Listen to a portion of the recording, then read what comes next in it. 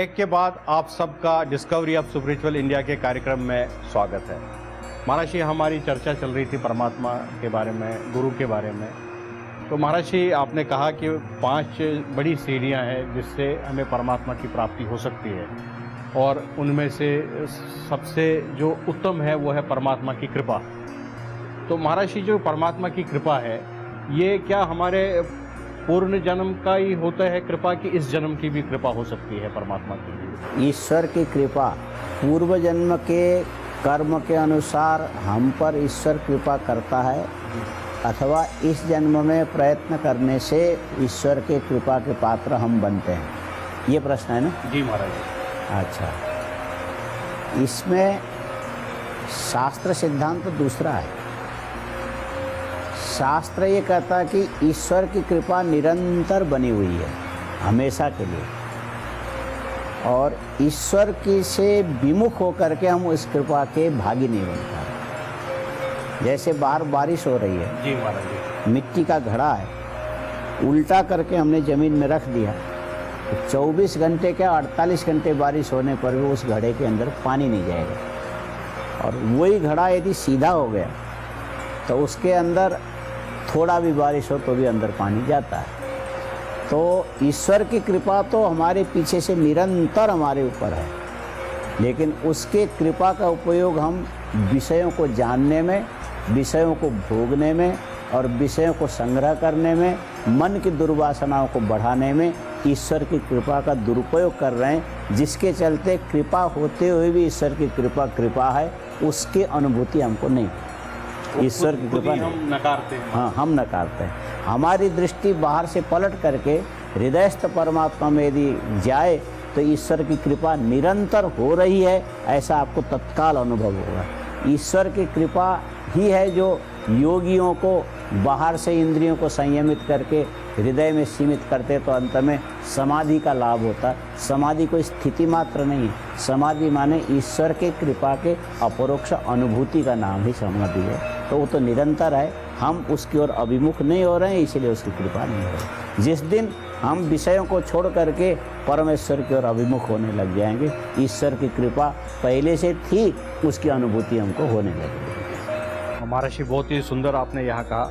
महर्षि, यहाँ पर एक प्रश्न ये आता है, जो ईश्वर है, परमात्मा है, तो जिनकी कृपा हमारे पर होगी, तो वो भगवान राम के रूप में ईश्वर है, भगवान कृष्ण के रूप में ईश्वर है, भगवान शिव के रूप में ईश्वर है, भगवान हमारे विष्णु के रूप में है, शक्ति के रूप में है, अल्लाह के रूप में है, क्राइस्ट के रूप में है, कैसे है परमात्मा महाराज जिनकी कृपा होती है?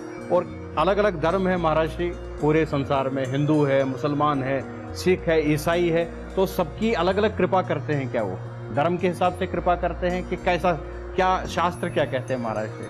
हमारे मत से ईश्वर जो है ना, वो न अकेला राम ईश्वर है, न अकेला कृष्ण ईश्वर है, न अकेला ईसा ईश्वर है, न अकेला अल्लाह ईश्वर, और कोई भी ऐसा वस्तु नहीं है जहाँ पर ईश्वर न हो, और कोई एक परिच्छिन्न वस्तु ऐसा नहीं जिसको हम ईश्वर मान सकें। महर्षि, ये तो बहुत दुविधा में डालने वाली बात है महाराज। बताइए, दुविधा बताइए। इसको और आप व्याख्या कीजिए महाराज। और व्याख्या करें? जी महाराज। देखो, संसार में जितने भी प्राणी हैं ना, जी महाराज, ये अन्न से उत्पन्न होते हैं, ठीक है, और अन्न खा के स्थित रहते हैं, ठीक है, और अंत में अन्न का कारण जो पृथ्वी, वहाँ जाके अपने शरीर को लीन करते हैं, ये ठीक है। अच्छा, अब गेहूं के दाने में एक मनुष्य का व्यक्तित्व छिपा है, और उसको इस प्रक्रिया के द्वारा प्रकट करना, ये काम जीव का नहीं है, विज्ञान का नहीं है, मनुष्य का नहीं, ईश्वर का काम है। तो वो ईश्वर केवल राम बन करके इतने सारे प्राणियों का विकास नहीं कर सकता, केवल कृष्ण बन के नहीं करेगा, केवल अल्लाह बन के नहीं करेगा, केवल ईसा मसीह बन के नहीं करेगा। वो तो हर कण कण के अंदर उसका अस्तित्व है, और उसी के द्वारा पूरे जगत को विकसित कर रहा है। तो उस ईश्वर को हम ईश्वर मानते हैं। हम इस भाव में भटक जाते हैं कि ईश्वर भी हमारे जैसे हाथ वाला होगा, पैर वाला होगा, नाक वाला होगा, कान वाला होगा, और हम किसी को 25 रुपये देते तो उसमें से 24 रुपये अथवा 22 रुपये के पकौड़ी हमको देता है। तो ऐसे भगवान की थोड़ी भक्ति करने से बदले में कुछ देने वाला होगा, ऐसा ईश्वर का रूप नहीं है। ईश्वर का रूप तो ऐसा है कि उसने सृष्टि का संकल्प किया, इसीलिए समग्र प्राणियों के मन के अंदर की वासना जो जन्मांतर में कर्म बनी, कर्म के फल अभी मिला नहीं, संचित है, वो फल प्रदान करने के लिए कण कण में स्थित होकर के हर जगह अदृष्ट रूप में सबको कर्म का फल प्रदान करता है। हम उसको ईश्वर मानते हैं। हाँ, उसकी अभिव्यक्ति कहीं राम के रूप में हो सकती, कहीं कृष्ण के रूप में हो सकती। हम तो ये मानते हैं कि आप लोग जितने बैठे हैं ये भी ईश्वर की किंचित अभिव्यक्ति है। इसीलिए हमारा जो ईश्वर है कहाँ है कहाँ नहीं है इस प्रश्न से परे है। कोई ऐसी जगह नहीं जहाँ पर इसका ईश्वर का अस्तित्व न हो, उसको ही हम लोग ईश्वर मानते हैं। जी महाराज श्री, तो इसमें जो अब ईश्वर जैसे है वो कण कण में बसा है, तो महाराज श्री अब ईश्वर जो है वो साकार है कि निराकार है? ये भी एक प्रश्न है। ईश्वर साकार भी है, निराकार भी है, दोनों है। साकार इस अर्थ में कि आप भोजन की थाली सजाते हो, जी महाराज, है ना, उसमें एक कटोरी में रसगुल्ले होंगे, है ना, और एक कटोरी में पनीर की सब्जी होगी, दूसरे में लौके के कोफ्ता होगा, और तीसरे में चावल भी होगा, चौथे में उड़द का दाल होगा, है ना। तो हम इसको अलग अलग देखते हैं, ये मिठाई है, ये दाल है, ये सब्जी है, ये चावल है, ये रोटी है। लेकिन एक कारण में दृष्टि रखने वाला व्यक्ति देखेगा तो ये कहेगा कि खाने में सबके स्वाद अलग अलग है, लेकिन इन सारी चीज़ों को हम पृथ्वी से अलग नहीं कर सकते। दाल भी पार्थिव है, पृथ्वी से ही है, पृथ्वी में ही है। रसगुल्ले भी पृथ्वी से ही है, पृथ्वी में ही है। और चटनी भी पृथ्वी से है, पृथ्वी में ही है। उससे अलग करके हम इसको देख ही नहीं सकते। इसीलिए ईश्वर की सत्ता पूरे चराचर जगत की सत्ता में उसकी सत्ता से ही जगत की सत्ता, उसके अलावा जगत की स्वतंत्र सत्ता नहीं है। इस रूप में हम लोग ईश्वर को देखते। उसकी सत्ता के बिना संसार में एक कण भी नहीं है, और उसकी सत्ता से जगत जो बना, प्राणियों के ऊपर कृपा करने के लिए ईश्वर ने ईश्वर जगत के रूप में परिणत होकर के प्राणियों के ऊपर कृपा कर रहा है। ऐसा हम लोग ईश्वर के स्वरूप को मानते हैं। और वो निराकार भी वही है, क्योंकि पृथ्वी में रोटी की आकृति नहीं थी, पृथ्वी में पहले रसगुल्ले की आकृति नहीं थी, पृथ्वी में दाल की आकृति नहीं थी, पृथ्वी में चटनी की आकृति नहीं थी, पृथ्वी में थाली की आकृति नहीं थी, पृथ्वी के अंदर खाने वाले के दांत की भी आकृति नहीं थी, चखने वाले की जिह्वा की आकृति नहीं थी। ये आकृति में पृथ्वी ही इतने रूप में परिणत होकर के प्राणियों के, जीवों के किए हुए कर्म का फल इन भोगों के रूप में प्रदान कर रहा है। इसीलिए निराकार भी वही है, साकार भी वही है।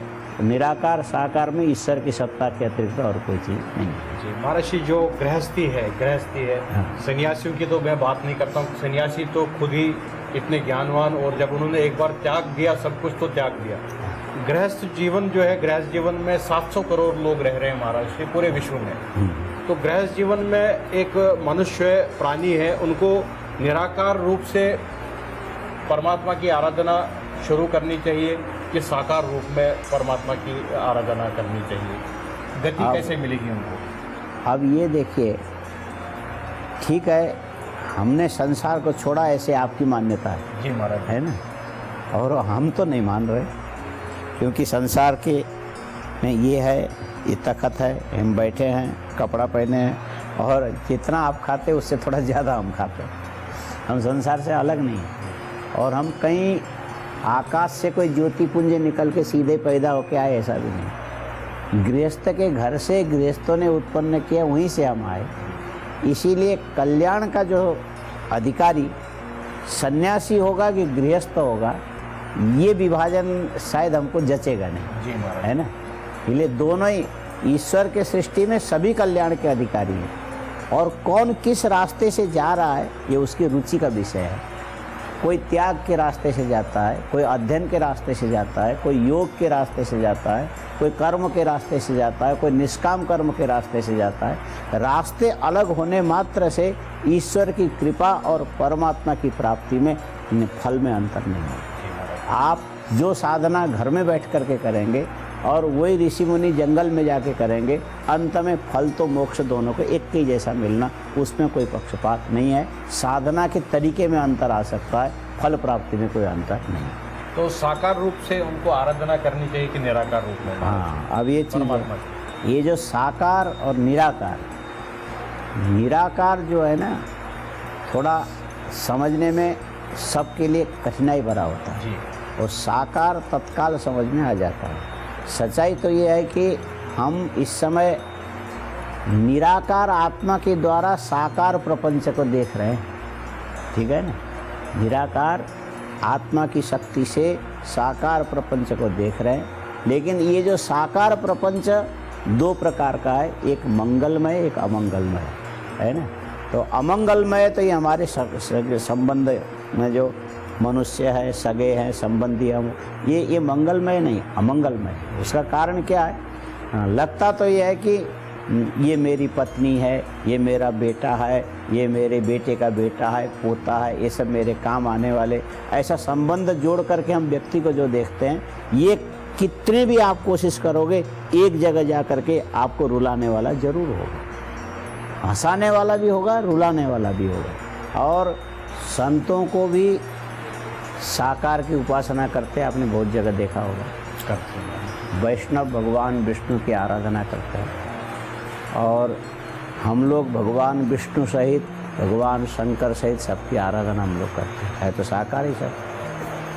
तो साकार हो चाहे निराकार हो, फल सबका एक ही।